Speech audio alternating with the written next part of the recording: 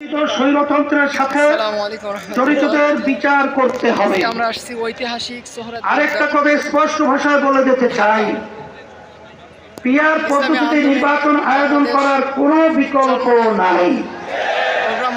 আজকের এই জনসমুদ্র পিআর পদ্ধতি নির্বাচনের পক্ষের জনসমুদ্র। সংগ্রামী দেশবাসী, 1972 সালে রচিত সংবিধান ছিল দেশের মানুষের বড় বিশ্বাস ও গণ আকাঙ্ক্ষার প্রভৃতি। সেই সংবিধান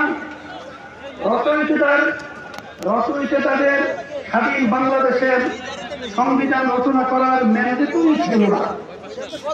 তারা নিজেদের সংবিধান অনুসরণ করেছিলেন বা করেছিলেন, ফলে যা হওয়ার তাই হয়েছে।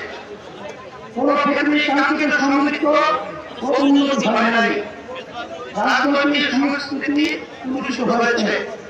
সবচেয়ে ভয়াবহ ব্যাপার হল সংবিধান মেনেই স্বৈরাচার তৈরি হয়েছে।